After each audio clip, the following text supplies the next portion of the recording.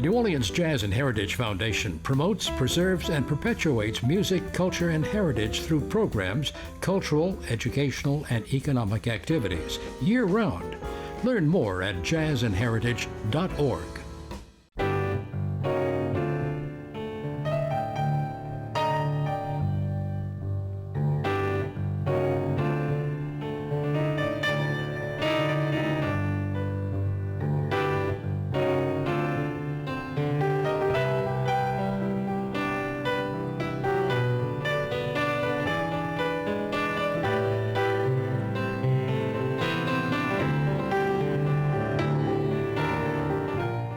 I'm Peggy Scott Laborde, and welcome to Steppin' Out with updates from the local restaurant, arts, and entertainment scenes. Joining me, Poppy Tooker, host of Louisiana Eats on WWNO Radio. Hey, Miss Poppy. Hello, Miss Peg.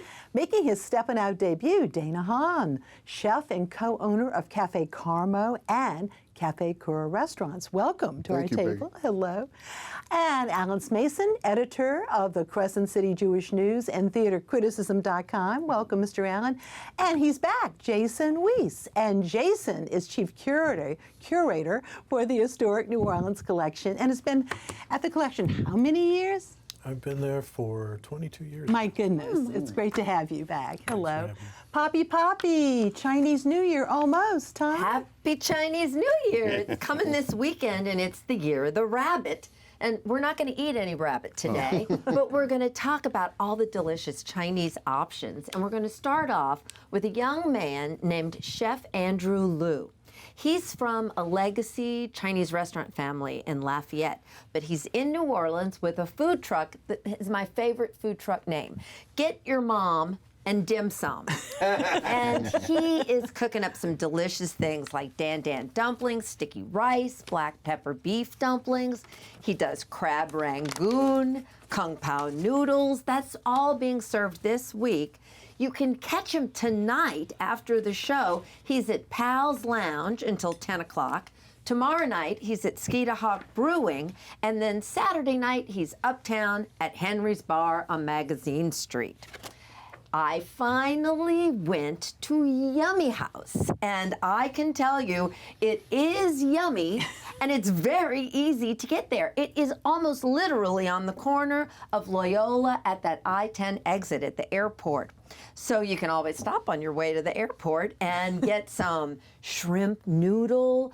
Look at the curry squid. It was delicious. There's soup dumplings. There were shrimp and pea sprout dumplings that night. They have tripe, which is one of my secret things. You love it or hate it. And crispy taro dumplings with pork filling. You don't see that every place. But I'll tell you, Peg, my heart belongs on Magazine Street at Wishing Town Bakery at their new location.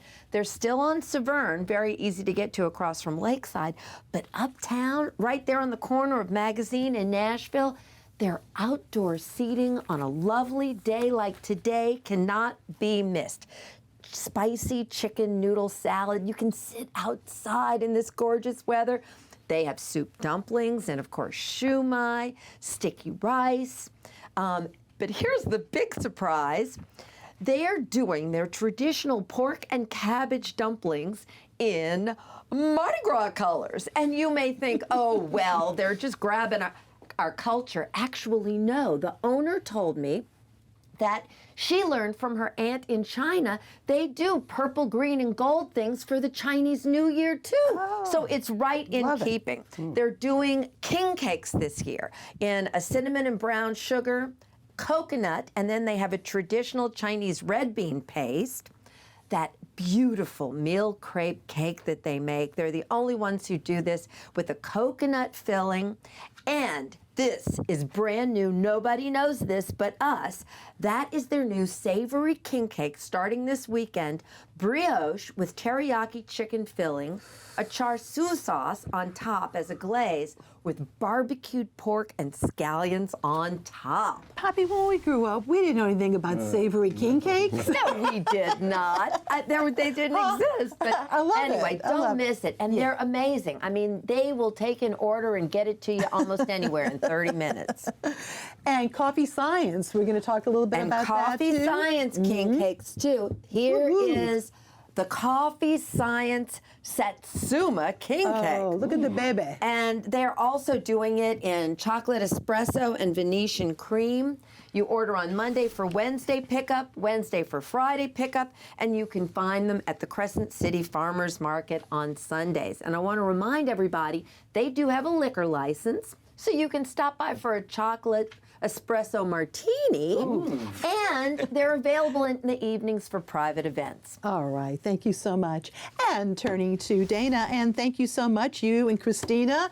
Café Carmo is going to be the site of our next season of Good Taste dinner. That's right. On February the 5th. Tell us a little bit about, well, first of all, some of the influences of Café Carmo, and then some of the dishes that'll be on that meal. Okay, yeah. So Carmo, I would say we're a tropical restaurant, much more equatorial than eye patch and a parrot.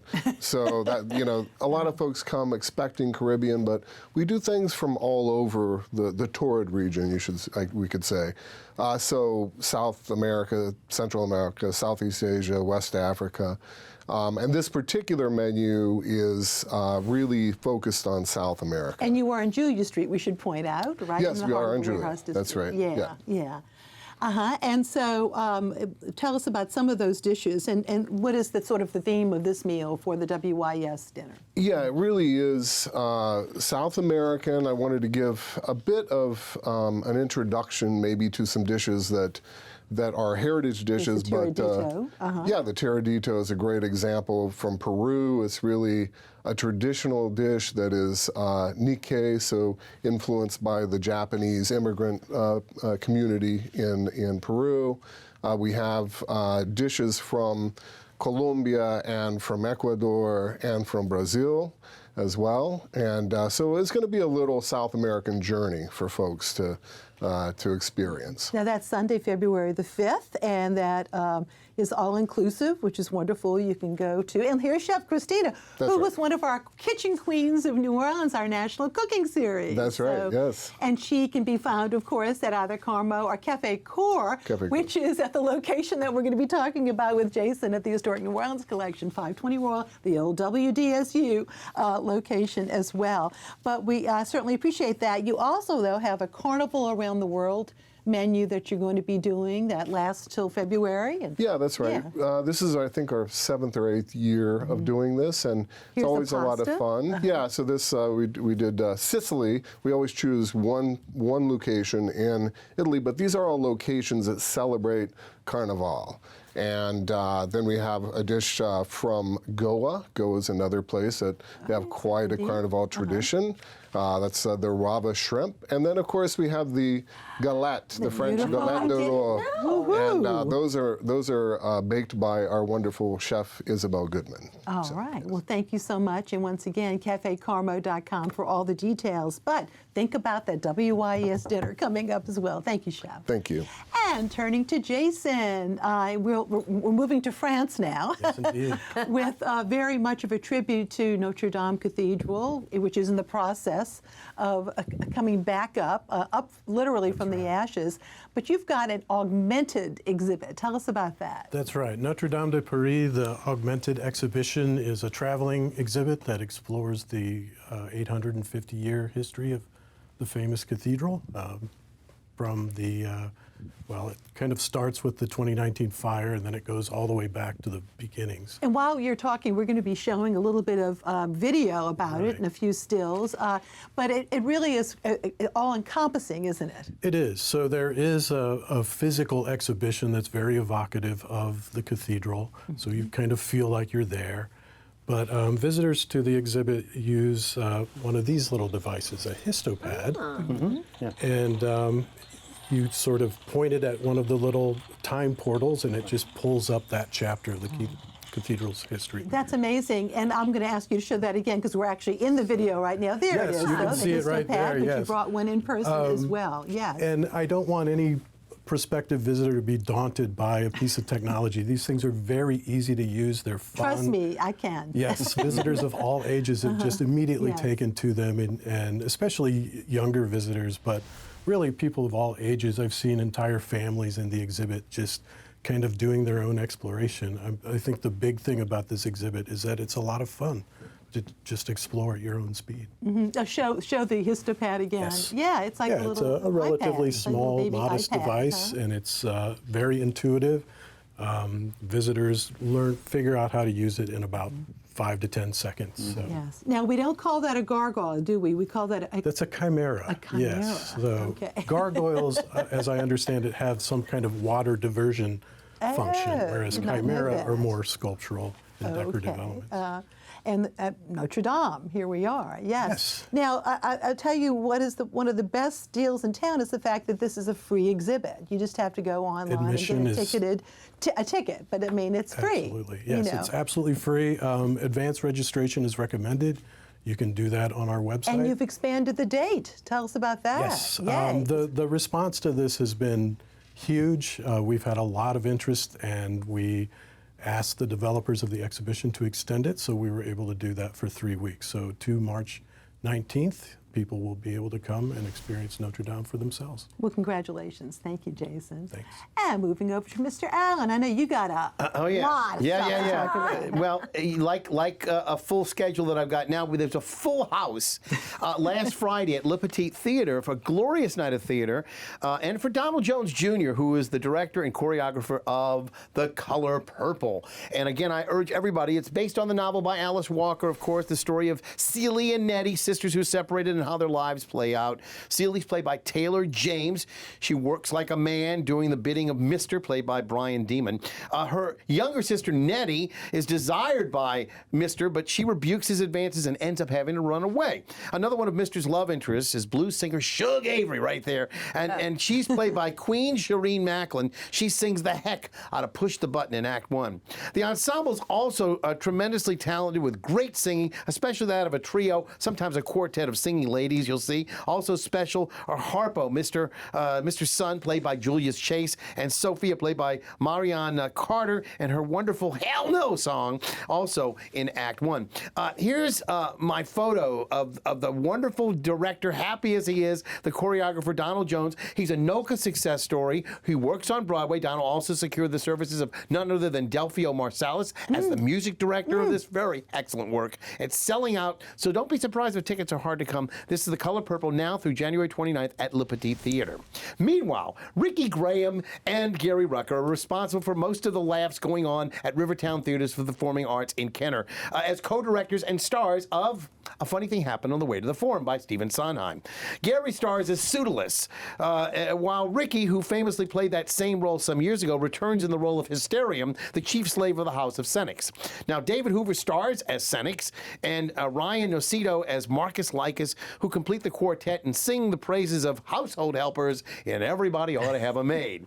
Also, Chrissy Bowen has her turn in That Dirty Old Man in Act 2. She's seen here with Ricky as Hysterium. Pseudolus is always trying to achieve his freedom, and the way he hopes to finagle this is to get his master hero there on the left, his desired love, Philia, who happens to be a virgin.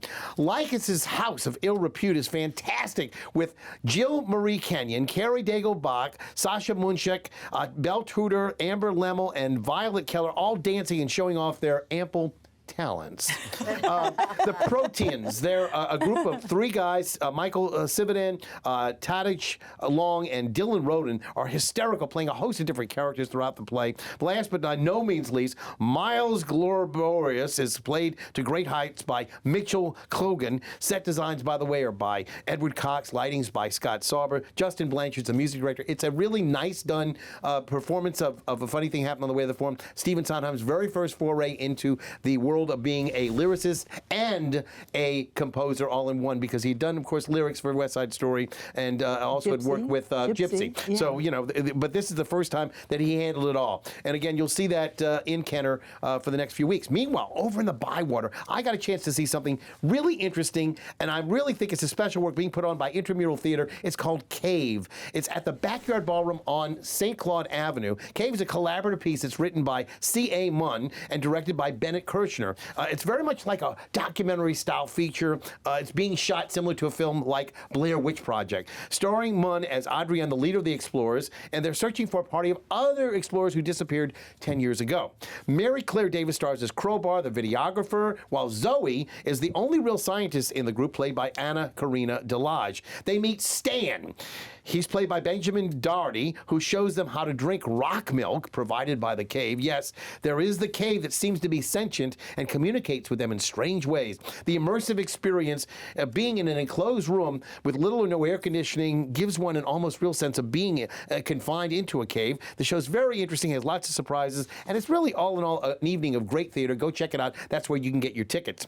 And the director of Cave, Bennett Kirshner, will be my guest on the NOLA Theater Talk Show on Monday night. Well, that's when that show is dark. I hope to have the playwright who plays Adrienne, C.A. Munn, on as well. Then the following Monday, on January 30th, Chris Kamenstein and others from Goat and the Road Productions will be on to discuss Role Play and The Family Line, finishing its run at the BK House. And again, Role Play played for one weekend. You may remember last year on the Tulane campus, the play was written and based upon a Tulane University campus survey on sexuality on campus. It reveals a number of interesting findings within the context of this play by Goat in the Road. You can see it for yourselves starting next Wednesday through February the 5th. It's not a short, it's a short run, so it's very, very interesting. It's free. You can go check it out, but you must RSVP. And then don't forget, coming up for Black History Month, we have two big shows that are going to be kicking off. The Jefferson Performing Arts Society brings out Sisters. That's a musical with great songs popularized by female black singers like Aretha Franklin and others. And then, of course, you may remember last year, Tommy Myrick and JPS put on a play about the Tuskegee Airmen, who were America's first black pilots during World War II. It's a natural for the World War II Museum to do this, and they're going to be bringing it back with Tommy Myrick again in the pilot seat, if you will, as the director. And they have 6 showings between January 3rd and 25th, and they're going to take some time off, of course, for Mardi Gras. But go check that out. That's a brilliant idea. It is a really great. I think they should do it every year for Black History Month until they get tired of showing it, because it's really a great play. And don't forget, I just want to remind everybody, Violins of Hope. They have some tickets still left for the Thursday concert that's going to be at the Orpheum Theater. Check that out. I know that a lot of the other events have been selling out, so this is a real big event on International Holocaust Day. All these violins have been brought back from Israel, and they were, owned by people who had been in the Holocaust, and so it's a way of connecting back to the Holocaust and the victims. All right, thank you very much. And now we're going to take a leisurely stroll in our picks of the week, Miss Poppy. Well, the big news this weekend, that it's supposed to rain. So come in out the rain and join us for King Cake and Conversation right here at WYES this Saturday from 1 until 4 p.m. It'll be you, Peggy, Errol, your husband, Arthur Hardy will be there, Matt Haynes of the Big Book of King Cake, and me. And there's going to be lots of king cake to eat. Tartine, Caludas, bittersweet confections, Nolita, Celtica, Norjo's cannoli king cake, La Vie en Rose, May's Bake Shop, Gracious Bakery, Sugar Love, Kaywood and Randazzo's, and I didn't know IDL had a Tres Leches king cake, and I also didn't know that the Elmer's Easter Bunny is making king cake cotton candy. Did not know that. How about that? It's going to be fun. And Big Chief T is going to be with us, too. He's one of the youngest Indian chiefs ever. So it's going to be a lot of fun. Let me tell you what we're going to do, what Arthur and Errol and I are going to do. We're actually going to show in the Corman, the studio. Okay, we're all going to be sitting down. Everybody's going to come. And they'll be projecting these very rare old parade videos. Oh, what fun. And we're going to talk to you about them. And we're actually going to show a really, really old Rex one, too. And so all kinds of details. But it'll be fun because we'll make comments on them as you're watching. So I think it's sort of like parades from the past to show that we did last year. But I think that'll be kind of an added treat as well. And there'll be drinks. There'll be a king cake cocktail of some sort. And there'll also be Community Coffee's King Cake Brew. All right, thank you very much, Bobby. And Chef Dana, so you've got another special menu, too. We do. We're running a Amazonian tasting menu, and this is to benefit our program, which is called Origins Amazon, which is to benefit a group of indigenous community members in the Xingu region of the Amazon. Tell us about that soup. What's in the soup? The soup is called takaka, and it's made from it's made from tucupi, and which you is can which say is that. made What does that from which was mean? made from manioc. I know manioc. And it has Okay. dried shrimp in it, has peppers, and it has Amazonian paraquat called jambu. It affects your palate, so as you eat it, it's a temporal experience. It's very, very. People love it. I haven't had one person send it back yet, but that's the first course, and it's a 6-course menu, and you can find out more at our website. Yeah, very good. And you're right there in Julia Street. That's so right, That's yeah. Now, the other thing, and you were telling me off camera, because this is a bit of news, for the Jazz Fest the last few years, you've had a booth right around the International Heritage Pavilion. That's correct. Yeah, yeah. Okay. So yeah, the and culture so show. you've had that, but you're going to have another booth as well? Yeah, we have 2 booths this year, so we're going to Wow. be busy back and forth. Yeah, Got so scoop. come and visit us. Yeah, it's very good. Dana, what are you serving at Café Cour these days? Such a Café great Cour, place to stop in. Well, one of the things that we're doing is the galettes. There are people are picking them up, and we're selling out every day. So if you want one, get there early. And then we're doing other pastries. Again, our pastry chef Isabel Goodman, and also my wife You've Christina. got some savories, too. Yeah, don't we you? have like sandwiches, soups, sandwiches, and stuff like salads. that. You can find something for lunch or Yeah, breakfast. and I just can't emphasize enough, though, Jason, that of course that building is so historical because that was the original WDSU, the first TV station in town at 520 Royal, and quite in the amazing complex. So we have an exhibit, though, that's about to go bye-bye. That's right. It was an exhibit that was many years in the making called Spanish New Orleans in the Caribbean. It explores the Spanish colonial history of the city and the region. Lots of surprises, lots of rare and fantastic objects on loan from museums in Spain. And And the catalog is available long after the published exhibit. book-length catalog. Yes. The exhibition is bilingual, so if you know any Spanish-speaking people who are interested in history, send them down. And this is only through Sunday now. only and once through again, Sunday. free ticketed admission. That's absolutely right, yes. And I have to brag on that great gift shop, which is part of the King K Cub adjunct to that. That's isn't right. there? We have a great gift shop with king cakes, and we have a great cafe. And the great cafes. King King Cake for all here, right? Yes, indeed. Thank you. Alan. Well, as you alluded, it's getting to look a lot like Mardi Gras. And Yeah. you know that if it is, the ladies from the crew of Terpsichore are going to be putting in an appearance. Ricky Graham, of course, directs. He wrote And the Ball and All. It's going to be at Rivertown. They're going to have it like Muse's shoes, Zulu coconuts, and Iris sunglasses. Tickets will be gone very soon. So go check that out. Now's the time to get your tickets, and I'll see you. Is Becky going to be in this one? or- I don't know don't think exactly so? who's going to be in this one, Okay. but I'll get the cast cast list is soon. always very talented, And I'll yeah. be missing you all next week, but I'll be back in 2 weeks, and I'll see you Tell at us the what theater. you're doing. Tell us what I'm you're gonna go doing. check out a little show on Broadway called A Beautiful Noise. It's the Neil All Diamond musical, and Juliet, the hit musical that they have with Betsy Wolfe, who was here not too long ago, and Stark Sands, who maybe some of you remember from Kinky Boots. Poor Alan was just up in New York a few weeks ago, and you got to see what, Some Like It Hot? Some Like It Hot, and also Which you really liked. Kimberly Akimbo. Also, I like that quite a bit as well. So yeah, and I'm also going to probably take Me Out, the best revival from last year. So yeah. Few things I'm doing. Lucky duck, Alan. You're living the life. Definitely living the life. All right. Well, my pick is actually, you alluded to, the Violins of Hope. From January 24th to January 28th, the National World War II Museum will present a series of free talks. There's a lunchbox lecture. There's also a virtual lecture, too. And it's a private collection, as Alan was mentioned, of violins since the end of World War II. Many belonged to Jews before and during the war. And there's an opening reception on Tuesday that's free. All of this is free. The Thursday concert, though, Alan mentioned, that's not free. Okay. And so there's lots of different events as well as the exhibit. So go for more details to National World War II Museum.org/Violins of Hope for details. Before we leave, though, back to Dana for a second. Dana, I'm always curious, chefs and restaurant owners, how did you get into the biz?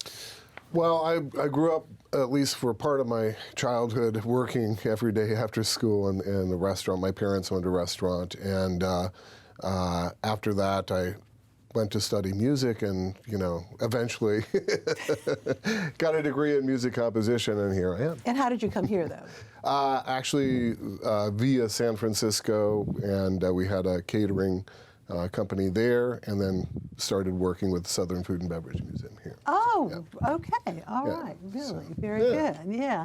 And Jason, back to you. You said 22 years at the Historic New Orleans That's right. Collection. Boy, has it grown. It has a lot of changes. We're bigger. We do more ambitious programs and exhibitions. We're finding more and more ways to engage with the people of New Orleans. And one thing to brag on is the website, too, because there's a lot of great content on the That's website. right, including virtual exhibitions, things that we developed during the pandemic. We also have a YouTube channel that is full of content, like probably days, weeks, and years Artwork. of Didn't Anne content. Masson recently narrated Yes. a mini doc? A wonderful on the mini artwork of New documentary Orleans? on the Spanish colonial architecture of the French Quarter. All right. Oh, my goodness. Okay. Yes, Well, so thank there's you that all and so much very more. much. Oh, thank Thank you. you. It's great to have you. Yeah, happy New Year. We can Happy say. Chinese Chinese New Year. The Wabbit. All right. Go eat some dim sum. Absolutely. And get your mom, too. Yeah, that's I right. love that. I love that. Thank you all so very much. And thank you. you for watching. Good night.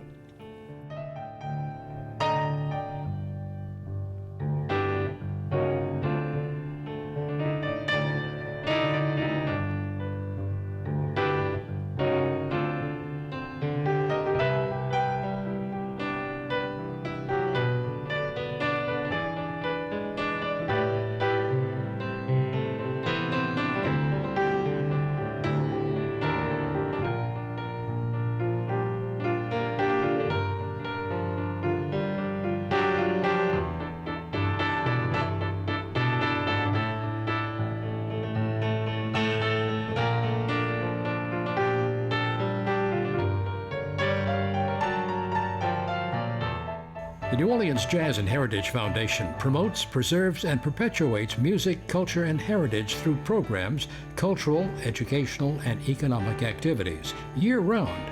Learn more at jazzandheritage.org.